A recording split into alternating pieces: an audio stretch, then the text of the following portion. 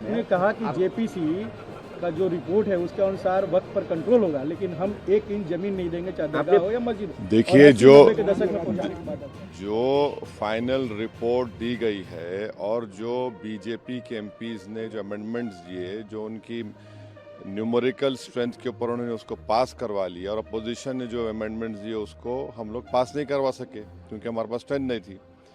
सच्चाई ये है कि पहले तो आप ये जानिए कि वक्फ बोर्ड जो है वो मुसलमानों के उन प्रॉपर्टीज़ के लिए है जिसको हमारे बुजुर्गों ने दान दिया था, अपनी प्रॉपर्टी को दान दिया अल्लाह के नाम पर।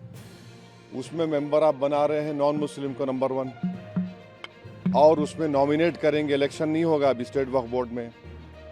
आप नॉमिनेट करेंगे तो उसमें मेजॉरिटी नॉन मुस्लिम मेंबर्स भी हो सकते हैं उसमें। सेंट्रल वक्फ काउंसिल में भी ऐसा ही होगा। दूसरी बात यह है कि limitation act Hindu endowment board पर, सिख के गुरुद्वारा के ऊपर, क्रिश्चियंस पर अप्लाई नहीं होता, तो वक्फ बोर्ड पर क्यों लिमिटेशन एक्ट अप्लाई करने जा रही है सरकार। तीसरा यह है कि कलेक्टर या उसके अबाव ऑफिसर्स को कोई पावर ही नहीं है, आप उनको पावर देकर एग्जीक्यूटिव कंट्रोल करना चाह रहे हैं।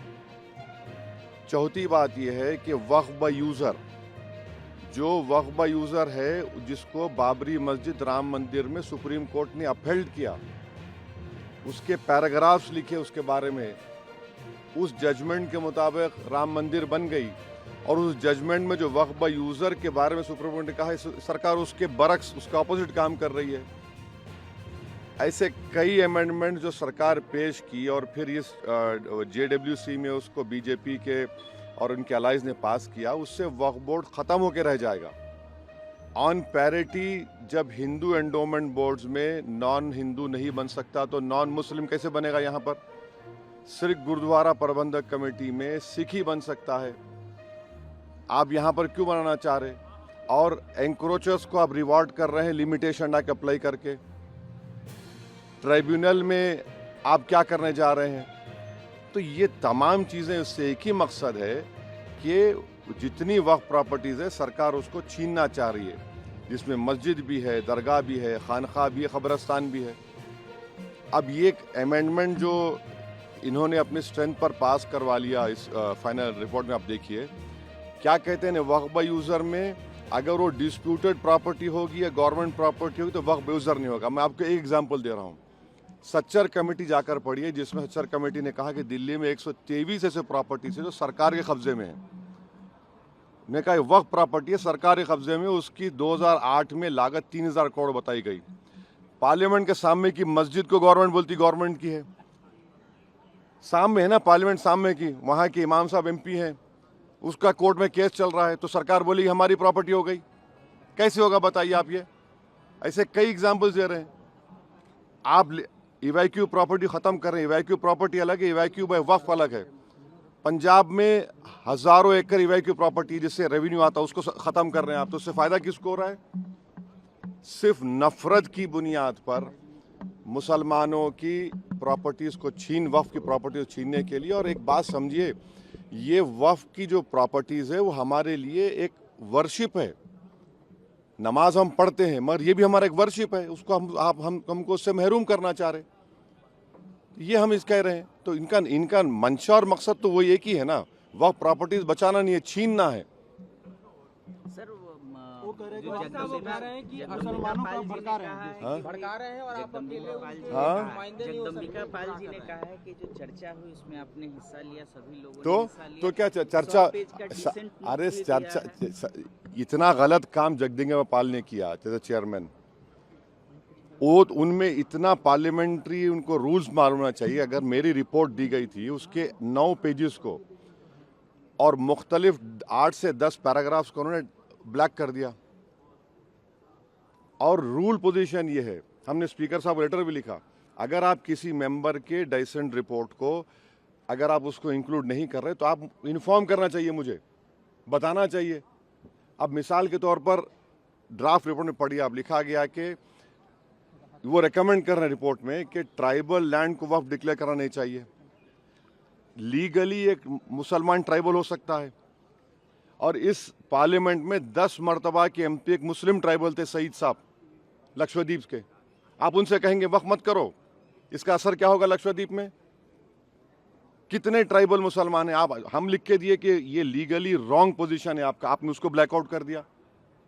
कई चीजें हम जो लिखी फैक्चुअल जो है उसको उसने ब्लैकआउट कर दिया और इन्फॉर्म तक नहीं किया हमको। ऐसे कई अपोजिशन मेंबर्स की रिपोर्ट को बैकआउट कर दिया उन्होंने। तो ये मनमानी की उन्होंने उसमें ना तो देखिए 391 का रूल है, डायरेक्शन 91 भी मानते हैं, मगर आपको तो रीजन बताना चाहिए। फैक्चुअल को आप चीजों को आप उसको ब्लैक कर देते हैं। आपका डिसाइड नोट कितना पेज का था? डिसेंट नोट तो हमारा बहुत लंबा था, जिसमें से कई फैक्चुअल जो चीजें थी इसको चेयरमैन साहब ने अपने पावर्स का very narrow and parochial interpretation लेके ब्लैकआउट कर दिया उसको। फिर हम लेटर लिखे स्पीकर साहब को, अपील किए उनको डायरेक्शन 91(2) में कि सर इसको आप इंक्लूड करिए, इसमें देखिए आप सच्चाई है इसमें पूरा, इसमें कोई गलती नहीं है। अब स्पीकर साहब के पास है वो। वासी साहब, लेकिन कुछ तो डाइल्यूट किया गया है बिल्कुल। क्या डाइल्यूट किया गया बताइए? नहीं आप बोलिए डाइल्यूट किया गया, बताइए बोलिए। वक्फ बाय यूजर वाले हम तो आपको एग्जाम्पल दे रहे हैं ना भैया। आप कह रहे हैं डिस्प्यूट होगा गवर्नमेंट प्रॉपर्टी की, डिस्प्यूट के माने आपने लिखे उसमें, डिस्प्यूट कुछ भी हो जाएगा। अच्छा, और एक उसमें बिल में क्या है कि आप वक्फ के मुतवल्ली हैं, मैं जाकर कलेक्टर को बोलता हूं कि भाई ये इनकी प्रॉपर्टी वक्फ की नहीं है, और कलेक्टर जब इंक्वायरी ऑर्डर कर देगा तो जब तक वो वक्फ की प्रॉपर्टी नहीं रहेगी ना उसमें टाइम पीरियड है। अब कलेक्टर इंक्वायरी ले गया, मेरी वक्फ प्रॉपर्टी खत्म हो गई, इंक्वायरी का टाइम लिमिट नहीं है। और कलेक्टर कौन होता है? कलेक्टर गवर्नमेंट अपॉइंट करती नहीं करती, तो ये सेपरेशन ऑफ पावर्स का वायलेशन भी है। कहां से होगा बताइए? यही तो हम बता रहे हैं भाई। ऑन पैरिटी आप इसको क्यों देखिए ना, हिंदू एंडोमेंट बोर्ड्स में, सिखों के गुरुद्वारा में, क्रिश्चियंस में, ये सब चीजें हैं क्या? आप वहां करने वाले हैं क्या? अच्छा, वक्फ फंड आता था 7%, उसको आपने कम कर दिया 5%, और अमेंडमेंट क्या किया? What ever the number government sacrifice है और कम हो जाएगा। अब कैसे चलेगा वक्फ बोर्ड? फिर इसके बाद भी अगर ये सरकार तो इसके बिल बाद लाने का प्लान करिए, अगर बिल आएगा तो फिर आप लोग क्या करेंगे? बिल आएगा तो हम जो करना है करेंगे, क्या बात है। सर पाल साहब कह रहे हैं और जो एनडीए के अलाइज हैं उनको सोचना चाहिए। हमेशा पॉलिटिकल एनिमल नहीं होता ना। सर आप मुसलमानों को भड़का रहे हैं, ये जगदम्बिका पाल कह रहे हैं, क्योंकि आप मेंबर थे जेपीसी के। आपने डिसेंट जेपीसी नहीं है वो, ज्वाइंट वर्किंग कमेटी है, उनको इतना तक नहीं मालूम। जेपीसी बोलते रहते हैं, ज्वाइंट वर्किंग कमेटी है। जेपीसी अगर होती तो उसको इन्वेस्टिगेटिव पावर्स होते, जैसा वन नेशन वन इलेक्शन बनाया गया है। ये ज्वाइंट वर्किंग कमेटी है।